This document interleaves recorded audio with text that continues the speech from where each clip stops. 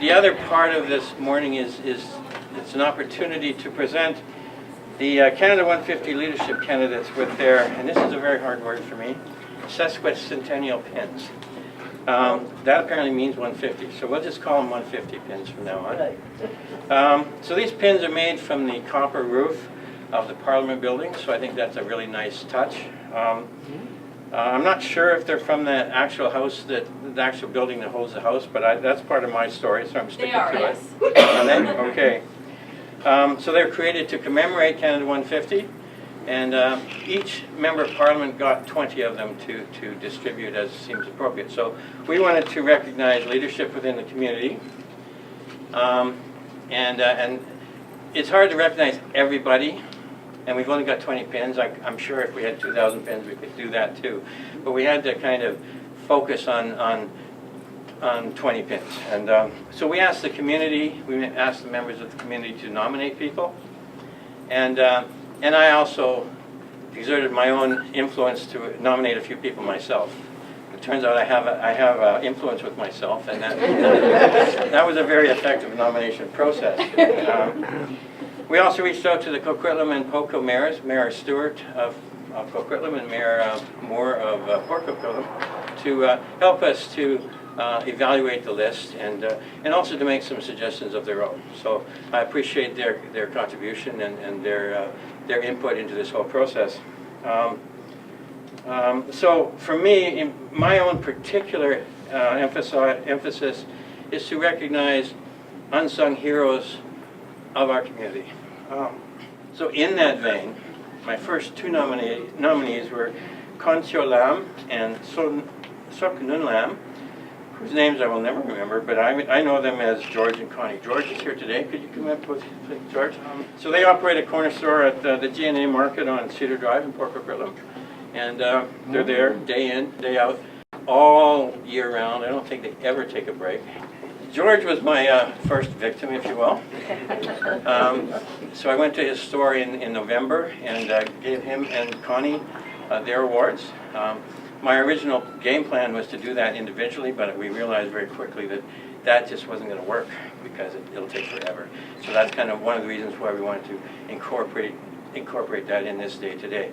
So I've already given George his pins, George and Connie his pins, but I want to thank George for all he does. Thank you. So this brings us also to Julie Silgalis. I don't know if Julie is here? No. Okay, so Julie was nominated by her friend Penny Bickerton. Is Penny here? So I've gotten to know Julie myself over the years through her deep involvement with the many Syrian families. She has been a tireless friend to these families and a tireless worker. Well, anyway. So I'd like to thank Julie for being so tireless, offering friendship and assistance in so many ways, and helping our new neighbors to settle in.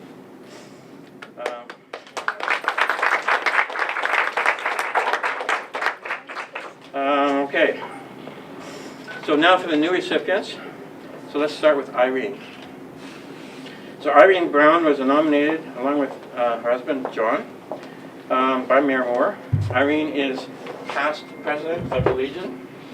She at present holds the position of recording secretary and manages Ways and Means.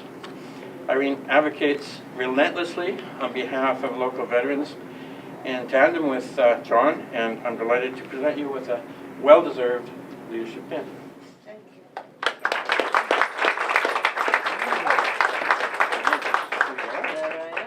There you go. Hang on. I was so busy. I forgot to take the picture. Let's get a picture first with just us. Yeah. Yep. Oh, there we go. There you go. Good. Thank you. And in there. Thank you. I give you a hug.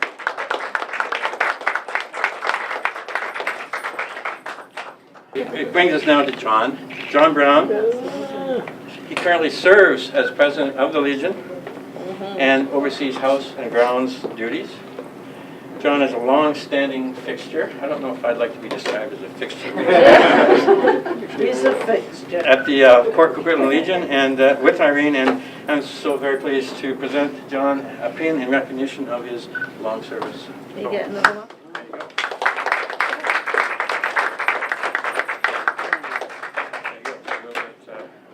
go. Monica Basili was actually one of our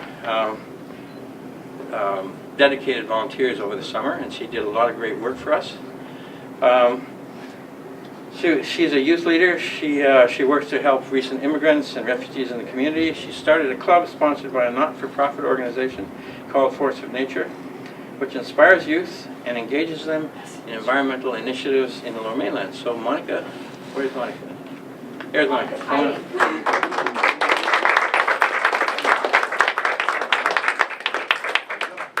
First, we have to do the hug first. So next, we have Alex Bell. Nominated by Robin Watchell. Is Robin here? No. Alex is founder of the Coquitlam Crunch Challenge, now in its 8th year. Congratulations. The event was in fact sparked by Alex walking the crunch the first year to promote a diverse community, and to date the event has raised close to $20,000 towards the Coquitlam Foundation Diversity Fund. Is that right? Yeah, that's correct. Excellent. Thank you. Thank you.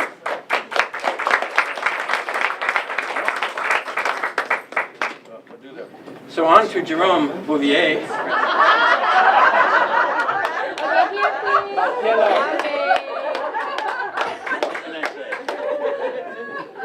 And that was it for your pen. That was it. So Jerome is one of my own nominees. Jerome makes an extraordinary effort to fund in fundraising and advocacy to support youth at risk and youth in need of direction, providing them safe places to pause briefly in the confusions of their lives and hopefully help them find directions. So thank you. Thank you.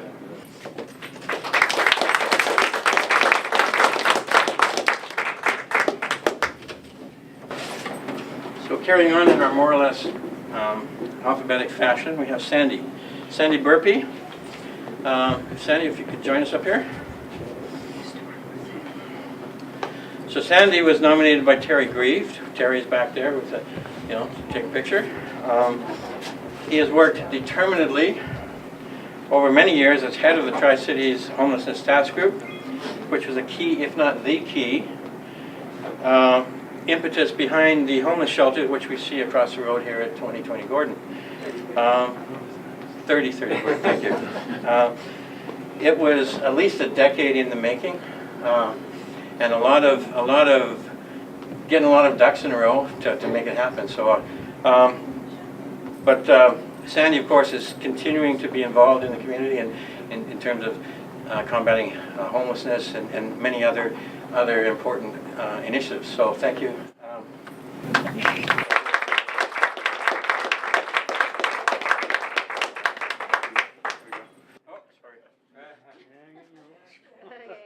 My next award is to Dr. Nancy Furness.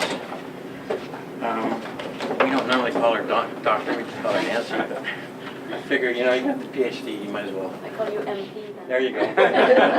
So I've known Nancy for, I think, 10 years now.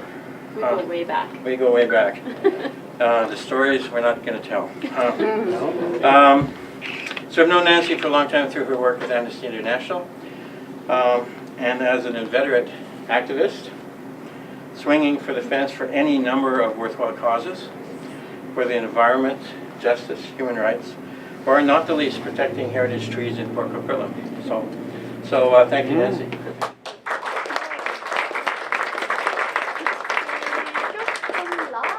Closure. 3, 2, 1. Thank you. Thank you. Here you go. More. Thank you. Okay. Oh, 2, 1. Now on to Mary Camp.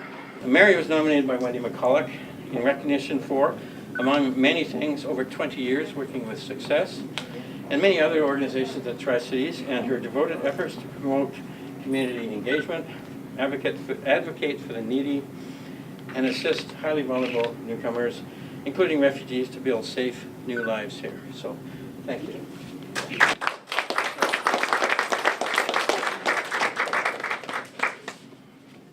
So we come now to Carrie Lockwood. nominated by Chris Land, my Chief of Staff. So Carrie is a professional educator, an advocate for students and her community, and she was instrumental in ensuring that the Salmon in the Classroom program continues for children across Canada.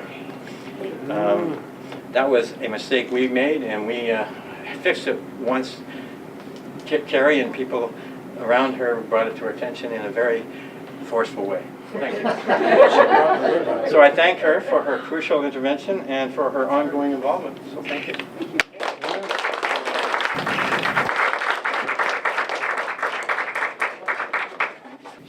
Next is Santina Lowe. Is also nominated by Wendy McCulloch. Santina has been working with success for over a decade, as well as working with many other organizations to assist with newcomers, and particularly involving young children to settle and thrive here.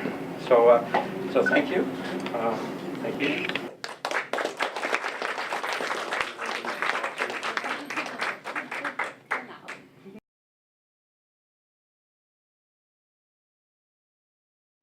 Now we're on to Trish Mendeo. Is Trish here?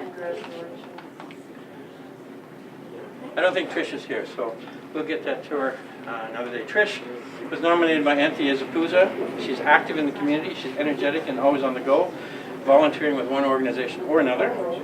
She's a Tri-Cities Chamber of Commerce ambassador and won a Royal Bank of Canada award in 2017 for being one of the top new immigrants. So thank you to Trish. Carol Metz Murray.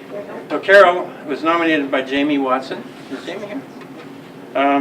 Carol is at the helm of an organization, the Tri-Cities Transition Society, that creates a safe place for those affected by violence and helps families move on physically, mentally, and emotionally. And in recognition of this essential service, I'm delighted to offer you the leadership pin. Thank you. Thank you so much.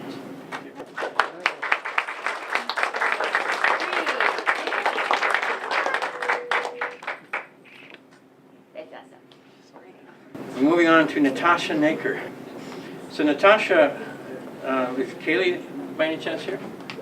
So Natasha was nominated by her daughter, Kayla. Since arriving from South Africa in 2010, she has made time in her busy schedule to volunteer at their new school and in the municipality, helping to raise close to $60,000 for a new playground. She's a PAC treasurer, participates as a member of her Strata Council, and participates in diversity initiatives to support international and Indigenous youth. So Beto and her two children are in fact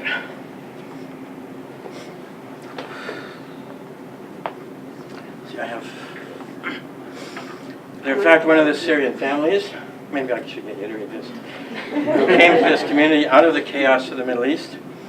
She was instrumental in helping us to connect with the many new arrivals and has been of enormous help with translation and helping us understand where and how we could step in and lend a hand. So we're going to cut and run here and call it a day. By being the voice of so many others who have joined this community to build new lives, as a calm and steady connection to these new friends and neighbors, she has shown strong leadership, and I'm proud to offer you a pen.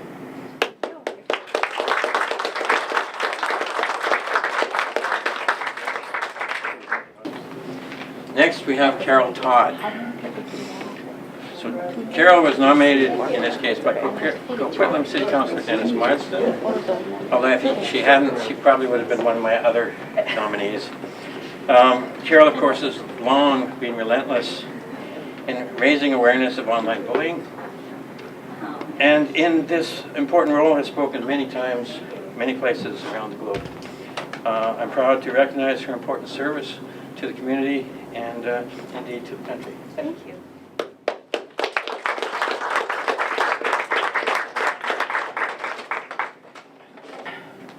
Last, but by no means least, is Jeff Scott.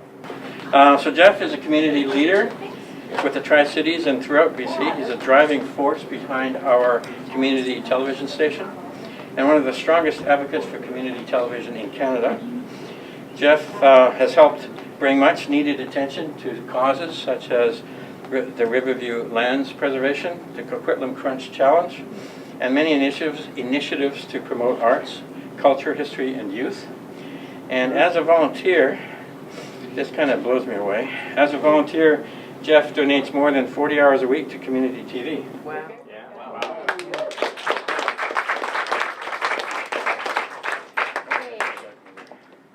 Once again, thank you to everyone, all of our leadership and recipients. Thank you for being here and everyone to support you. And thanks actually to everyone else in the community who's doing so much to make it what it is. So, and thank you all for your attention. And I'm done. So thanks a lot.